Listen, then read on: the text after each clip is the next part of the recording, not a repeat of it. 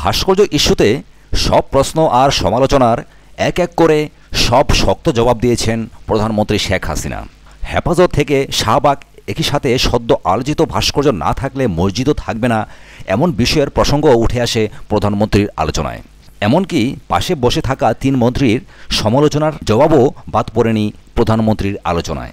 রোববার রাজধানীতে জাতীয় প্রেস ক্লাবে বাংলাদেশ ফেডারেল সাংবাদিক ইউনিয়ন BFUJ ও ঢাকা সাংবাদিক ইউনিয়ন DUJ আয়োজিত ইফতার অনুষ্ঠানে প্রধান অতিথি হিসেবে যোগদান শেষে প্রেসক্লাবের VIP মিলনায়তনে দুই সংগঠনের নেতা ও সিনিয়র সাংবাদিকদের সঙ্গে মত বিনিময়কালে প্রধানমন্ত্রী এসব কথা বলেন। সংক্ষিপ্ত আলোচনা শেষে বাইতুল মোকাররমের পেশ ইমাম মুফতি মিজানুর রহমান মোনাজাত পরিচালনা করেন। ইফতার মাহফিল শেষে প্রধানমন্ত্রী সেখানে নামাজ আদায়ের পর ঘণ্টাব্যাপী মত বিনিময়ে সাংবাদিকদের নানা প্রশ্নের উত্তর দেন তিনি।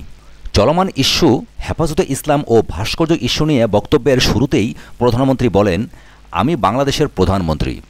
হেফাজত কিংবা অন্য যে কোনো রাজনৈতিক দলের সঙ্গে আদর্শে ভিন্নতা ও মতবিরোধ থাকলেও সুষ্ঠু পরিবেশ বজায় রেখে দেশের সামগ্রিক উন্নয়নের স্বার্থে এই দেশের অভিভাবক হিসেবে যা ভালো মনে করেছি তাই করেছি। প্রধানমন্ত্রী আরও বলেন, যারা হেফাজতের সঙ্গে সরকার হাত মিলিয়েছে, চেতনা গেল গেল বলে গলা ফাটাচ্ছেন, 5ই মে রাতে যখন হেফাজত শাপলা চত্বর দখল করেছিল তখন তারা কোথায় ছিলেন? তারা কি চেতনাবোধ থেকে সেদিন রাস্তায় নেমে এসেছিলেন? ভাবতে পারেন আর কয়েক ঘন্টা হেফাজতের দখলে থাকলে দেশের কী অবস্থা হতো? সেদিন আমি নিজস্ব চিন্তা ভাবনা থেকে যা যা করণীয় তা করে হেফাজত মুক্ত করেছিলাম। সবার মধ্যে আতঙ্ক ছিল কি হবে। পরদিন অনেক মন্ত্রিসভার সদস্য ভয়ে সচিবালয়মুখীও হননি। হেফাজতের সাথে সখ্যতা প্রসঙ্গে সাফ জবাব দিলেন প্রধানমন্ত্রী। সাম্প্রতিক নানা ইস্যু নিয়ে হেফাজতের সঙ্গে আওয়ামী লীগের আদৌ কোনো চুক্তি হয়েছে কিনা সাংবাদিকদের এমন প্রশ্নের উত্তরে শেখ হাসিনা বলেন, তাদের সঙ্গে চুক্তি বা সমঝোতার কোনো প্রশ্নই ওঠে না। প্রধানমন্ত্রী বলেন, আমি সারা দেশের প্রধানমন্ত্রী, আমি আল্লাহ ছাড়া কারো কাছে মাথা নত করি না। হেফাজতের সাথে ভোটের স্বার্থে আওয়ামী লীগ আপোষ করেছে। বিএনপির এমন সমালোচনার জবাবে প্রধানমন্ত্রী বলেন, হেফাজত ইসলামের মুসল্লিদের ভুল বুঝিয়ে রাজনৈতিক ফায়দা হাসিলের অপচেষ্টা চালিয়েছিল বিএনপি। 5ই মে মাদ্রাসার শিক্ষার্থীদের এনে জড়ো করে সরকার পতনের অপচেষ্টা চালিয়েছিল। ওদের বলা হয়েছিল 200 গরু জবাই করে তাদের বিরিয়ানি খাওয়ানো হবে। ছোট ছোট কোমলমতি মাদ্রাসা শিক্ষার্থীদের সারাদিন একটি রুটি আর কলা খাইয়ে বসিয়ে রাখা হয়েছিল। তিনি জানান, ওই পরিস্থিতি থেকে উত্তরণ ও বর্তমানে দেশের মানুষের উন্নয়ন, বিশেষ করে গ্রামের মানুষের ভাগ্যোন্নয়নের স্বার্থে তিনি হেফাজত ইসলামের নেতাদের সঙ্গে কথা বলে ভুল ভাঙিয়ে ওদের শিক্ষার সুযোগ সুবিধা করে দিয়েছেন। ভাস্কর্য অপসারণ প্রসঙ্গে নিজের অবস্থান পরিষ্কার করলেন প্রধানমন্ত্রী।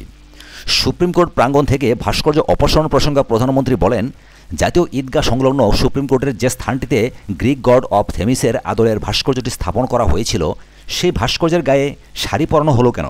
ভাস্কর্য স্থাপনের আগে বাইরে থেকে সুপ্রিম কোর্টের প্রবেশপথে দেশের মানচিত্র দেখা যেত। ওইটি স্থাপনের পর সেটি ঢেকে যায়। তাছাড়া জাতীয় ঈদগাহের সামনে নামাজের সময় এটি দেখা গেলে দৃষ্টিকটু লাগত, তাই ওটি সরানো হয়েছে। ভাস্কর্য ইস্যুতে শাহবাগ আন্দোলনকারীদের জবাব দিলেন প্রধানমন্ত্রী। সাম্প্রতিক সময়ে সাবেক তত্ত্বাবধায়ক সরকারের একজন সাবেক উপদেষ্টার আলোচিত বক্তব্য নিয়ে হেফাজতে ইসলামের আল্টিমেটাম প্রসঙ্গে প্রধানমন্ত্রীর নাম উল্লেখ না করে বলেন, ভাস্কর্য সরানোর ফলে অনেকের ধর্মনিরপেক্ষতার দোহাই দিয়ে ধর্ম গেল বলে চিৎকার করছেন, আন্দোলন করছেন। কেউ ভাস্কর্য সরালে মসজিদও সরাতে হবে এমন কথাও বলেছেন। তিনি বলেন, যাদের তিনি জিরো থেকে হিরো বানিয়েছিলেন তারা এখন আন্দোলন করছেন। তারা কি ভুলে গেছেন শাহবাগে তাদের যখন হেফাজতিরা তাড়া করেছিল তখন তাদের ছাত্রলীগের নেতাকর্মীরা বাঁচিয়েছিল? প্রধানমন্ত্রী বলেন, ধর্মনিরপেক্ষতা মানে ধর্মকে অস্বীকার করা নয়। শূকরের মাংস, মদ ও গাঁজা খেয়ে ধর্মনিরপেক্ষতার কথা যারা বলেন তারা পারভার্টেড। প্রধানমন্ত্রী জানান, তিনি অনেক অপমান সহ্য করেছেন। এখন যারা এর বিরোধিতা করছেন আর যারা পক্ষে অবস্থান নিয়েছেন, তিনি দুপক্ষের কারো পক্ষে থাকবেন না। তারা আগে মারামারি ও মল্লযুদ্ধ করে শক্তির পরীক্ষা করুক। তিনি স্বরাষ্ট্রমন্ত্রীকেও এই ব্যাপারে দুপক্ষ মুখোমুখি হলে কিছু করতে মানা করেছেন। দুপক্ষের শক্তির পরীক্ষায় যারা আহত হবেন তাদের চিকিৎসা দেবেন। সাথে থাকার জন্য অসংখ্য ধন্যবাদ। পরবর্তী এক্সক্লুসিভ সংবাদের জন্য আমাদের চ্যানেলটিকে সাবস্ক্রাইব করবেন এই আশা রাখি। ধন্যবাদ।